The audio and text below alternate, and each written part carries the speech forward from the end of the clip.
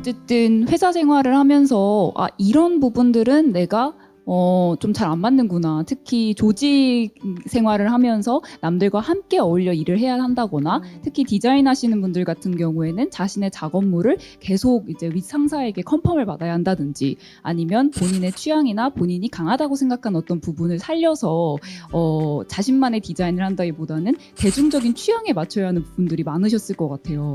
그래서 이제 회사 생활을 하시면서 이곳은 나한테 맞지 않아 라는 생각을 하면서 제가 듣기로는 파일럿 프로그램을 많이 돌려보셨다. 그렇게 말씀을 하셨었어요. 이 회사 생활을 하면서 어떻게 나의 다른 재능을 발전시켜 나갈 수 있을 만한 가능성을 모색하셨는지 그것도 좀 궁금합니다. 제가 이제 회사를 경험했을 때 다 브랜드가 있는 회사였거든요. 근데 그런 회사들 특징이 이제 그 브랜드의 색을 지켜야 되잖아요. 근데 제가 당시에는 브랜드의 색을 지킨다는 게 어떤 의미인지 몰랐어요. 근데 그게 하면 안 되는 게 분명히 존재한다는 거더라고요. 그러니까 어떤 브랜드의 색을 지키기 위해서 무언가를 엄청 하는 게 아니라 이를테면 스타벅스라고 해서 뭐 더 뛰어난 커피에 대한 마케팅을 하는 게 아니라 뭐 빨간색은 사용하지 않는다든가 뭐 여러 가지 그런 것들이 있잖아요. 그래서 회사에서 하면 안 되는 것들을 겪으면서 저는 생각을 했죠. 나라는 사람이 하고 싶은 거 그리고 내가 뭔가 브랜드가 된다고 가정했을 때 하면 안 되는 게 무엇일까?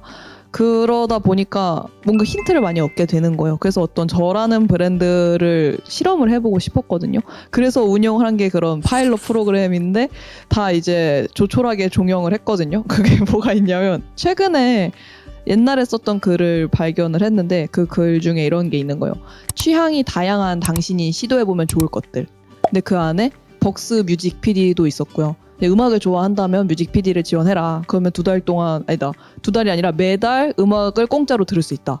뮤직 PD가 되면. 그리고 브런치 작가를 지원해라. 그러면은 얄팍하게나마 당신을 작가라고 불러주는 플랫폼이 생긴다. 그리고 서포터즈를 해라. 다른 기업의 브랜드를 경험할 수 있다. 그리고 유튜브를 해봐라. 유튜버가 돼볼 수 있다. 근데 그런 하나의 작은 시도들? 파일럿 프로그램이었거든요. 근데 이제 그 중에서 유튜브가 생각보다 잘 된 거죠. 하면 안 되는 것들을 생각하면서 하고 싶은 게 뭐지? 그거를 계속 추려나가는 과정이 그 파일럿 프로그램을 편성하는 일이었던 것 같기도 해요. 그러니까 보통 이 일 나한테 안 맞는 것 같아 라고 생각이 들면 퇴사해야 되나?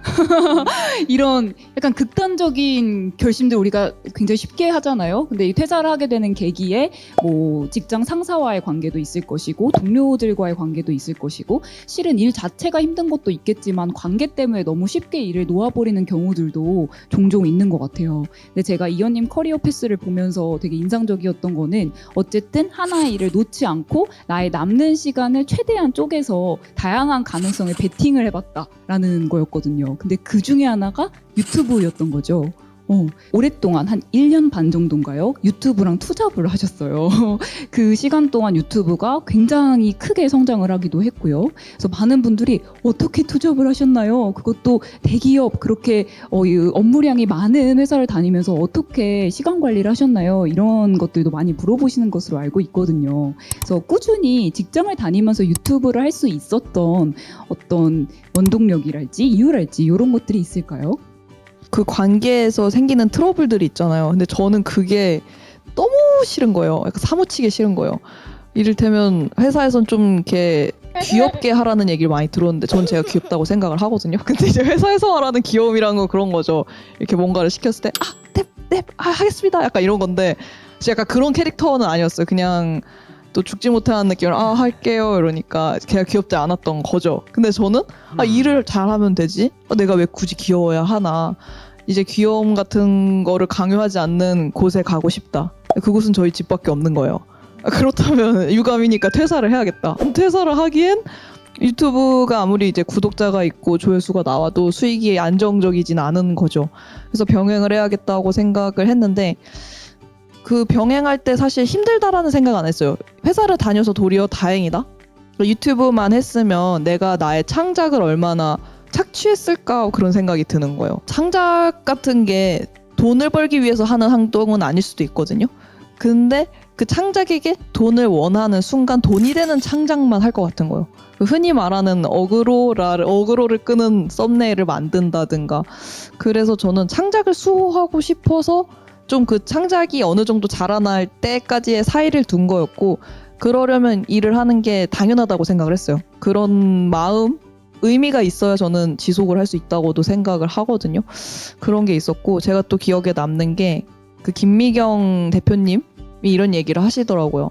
일은 아이와 같아서 그것도 키워야 된다는 거예요. 한 아기 때는 정말 모든 걸 다 해줘야 되잖아요. 근데 10살 되면 자기가 라면을 끓여 먹는다는 거죠. 그래서 이제 10년 정도 일을 했을 때 그 일은 그 일 자체로도 어떤 생명력을 갖게 된다는 거예요. 그래서 나도 내 일이 어느 정도 자립할 수 있게 시간을 둬야겠다. 그 생각을 했고 동시에 유튜브를 효율적으로 하는 방법을 모색하는 계기가 되기도 했어요. 사실은 직장 다니면서 유튜브를 하는 게 쉬운 일은 아닌데 제 유튜브 채널을 만드는데 시간이 별로 오래 걸리지 않거든요. 그게 시간이 없는 여건이었기 때문에 그렇게 최소한의 노력으로 할 수 있게끔 계속 뭔가 효율성을 모색을 했어요. 그래서 지금은 진짜 마음만 먹으면 한 20-30분이면 영상 하나 그냥 나와요.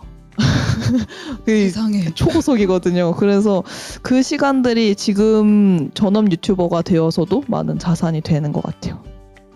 그리고 이현님께서 콘텐츠를 만드실 때 되게 유념하시는 것 중에 하나가 힘을 뺀다라는 개념이라고 말씀하셨어요. 이 힘을 빼야겠다라는 생각 어떻게 하게 되신 건지도 궁금합니다.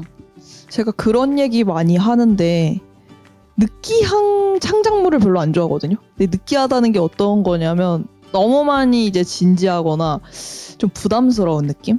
그런 거 있잖아요. 지금 여기에 공기도 정말 딱딱한데 이게 저에게 약간 느끼하게 느껴져요.